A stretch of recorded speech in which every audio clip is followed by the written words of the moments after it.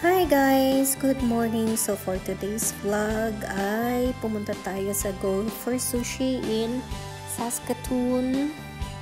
Ayun, and first time namin ito na kumain and libre ng aking brother-in-law na si Kuya Julius. At ayun, ito pa lang ang aking first plate. Inuna ko ang mga Filipino dishes. Meron tayo ditong steamed broccoli, meron tayong spring roll, and beef steak ata ito, then soft tofu.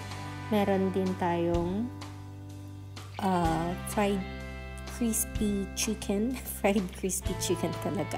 O basta yun, na wings. Tapos may calamari din. And yung kinakain ko ngayon is shrimp tempura. So, nag-iisa lang yan. Kada order mo, isa-isa lang talaga ipipigay nila. Pero unlimited naman. So, kung gusto mo mag-order, bibigyan ka nila isa-isa lang kasi gusto nila nako-consume mo talaga yung kinukuha mo. So, ayun, kain tayo. And this one is sushi. Ewan ko kung anong tawag dun sa sushi na yun. Kinain ko na yun. Kasi ang in-order ko ay ang white tuna, spicy white tuna sushi, and pink salmon sushi, and yung ang tawag na ito, egg, yung may egg ng sushi, o basta yun, basta sushi, ganyan, whatsoever. So, ayan yung sa may egg salmon na sushi, at sobrang sarap niyan, gustong gusto ko yan actually, nakailang order po ako niyan. Tapos ayun, usap-usap lang kami habang kumakain since it all you can siya.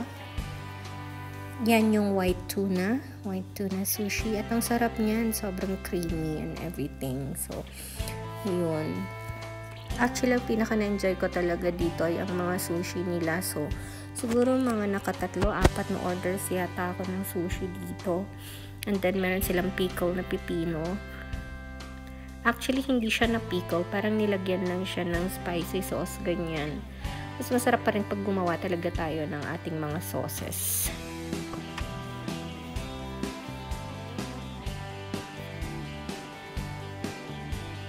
So, ayun, this time nag-uusap-usap lang kami and I'm trying to think kung ano pa yung susunod kong kukunin. At ayun nga, naanghangan ako dun sa wasabi kasi mahilig ako maglagay ng wasabi at super dami ko talaga maglagay ng wasabi. So, ayun. At ang wasabi nila dito guys ay hindi yung paste or yung powder na tinitimpla. Yung wasabi talaga nila dito is yung literal talaga siya na kinukuskus na wasabi. So, yun, fresh na fresh talaga yung wasabi nila dito. Sobrang sarap yung broccoli, very crunchy. So, yun kung nakikita nyo, dun yung calamari, tapos yung tofu, yan, soft tofu siya actually, at sobrang sarap niyan. Nakarami din ako dyan eh. Tapos, imitation crab meat. Yan, akala ko nga makakakain ako ng crawfish, kaya lang sa gabi lang pala sila nag-serve ng crawfish na limited. So, sayang. Pero meron naman silang clams, which is ang sarap. Sobrang sarap ng clams nila. So, ayan na yung crispy chicken wings nila. Sobrang sarap niyan. Sabi ko nga eh, kung wala lang talagang ibang food, kung wala lang sushi, talaga yung chicken wings yung pabanatan ko talaga. Kasi sobrang hindi siya mamantika, juicy and crispy yung outer niya. At saka wala siyang breading. Hindi siya nabalot, as in talagang prinito lang talaga siya na chicken and crispy talaga yung balat niya. Kaya ayun, kain-kain muna tayo.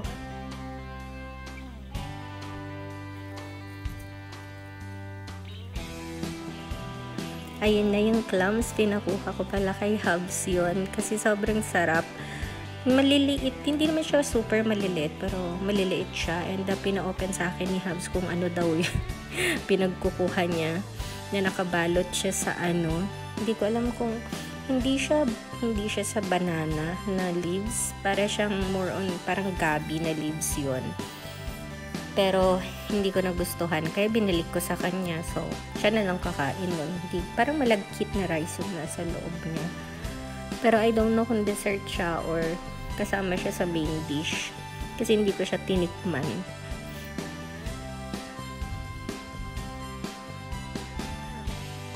So, pipino. And meron din pala sila ditong yung seaweed salad, yung favorite ko. Ayan yung calamari. Sobrang sarap na calamari. Yun, meron din sila ditong seaweed salad. And nakarami din ako nun. Isang bowl ata yung kinain ko dyan. Natalsikan ang aking damit. Oh my God, sobrang takaw kasi. Syempre, pag eat all you can, kailangan sulitin mo talaga yung yung ibabayad mo. Kahit libre yan, dapat sulit na sulit pa rin talaga, di ba? Kaya, kung merong gustong manlibre sa inyo ng eat all you can, andito lang po ako. Hindi po kayo malulugi pag ako po yung kasama ninyo. Malulugi po yung restaurant. Charot. Kasi malakas talaga akong kumain, guys. As in, sobrang lakas ko kumain. Imagine nyo yung nasa plate ko kanina, tapos meron pa akong mga sushi dun sa isang side, tapos yung clams ko, isang plato rin yan. Tapos siguro 2-3 beses yata ako nagpa-refill ng clams. Kasi sobrang sarap talaga, hindi ka magsasawa. Kasi hindi na ako nag-rice dito kasi gusto ko masulit lahat ng mga dishes nila. Gusto ko talaga yung manamnam ko lahat. Charot, namnam. Pero yung ibang mga kon nila, yung ibang mga dishes nila medyo may kaalatan. More on, sila, oyster sauce, yung base ng recado nila. Pero all in all, masarap siya. Sobrang masarap. Lalo na yung mga sushi talaga. Yung nagustuhan ko yung mga salmon, yung mga tuna, ganyan. Tapos ito na, next batch ng aking plate. Next batch ng aking shell clam. Tapos kumuha ulit ako ng chicken wings. Kasi nga, gusto ko talaga yung chicken wings na yan. Tapos, after that, nag-order pa yata ako dyan ulit ng sushi ulit. Kasi hindi pa nga ako contented, di pa ako busog. Sabi ko, kalahati pa lang yung busog ko dito. Kaya, nag-order pa ulit ako. So, kain lang muna tayo.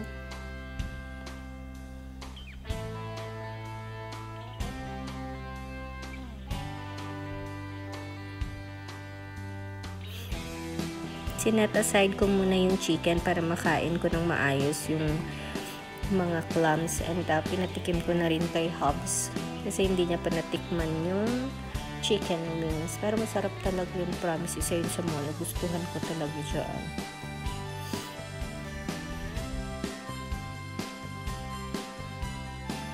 Ngayon, paubos na naman. Sana mag-refill sila ulit. Kasi ito yung isa rin sa mga na-enjoy ko talaga. Kasi malalaman siya, matataba rin siya talaga. Kagaya ko, mataba. Charot. So, ayan ang aking second batch ng sushi. Ay, hindi, third batch ng sushi. So, yan, meron yung parang 4 pieces yata siya or 6 pieces yung isa. Tapos ito per piece lang talaga siya kapag in-order mo siya. Sobrang gusto ko talaga siya. Kaya nag-order ako ng paulit-ulit talaga. Kaya yun, I hope na-enjoy nyo ang aking vlog. And nafe-feel ko na naman yung anghang ng wasabi mo na pumunta sa aking ilong. So, ayan guys, I hope you enjoy my vlog, and please don't forget to share, like, and comment down, ganyan. And mas mainam kung i-share para mas madaming views. Charot. So, ayun, ingat lagi everyone, and God bless!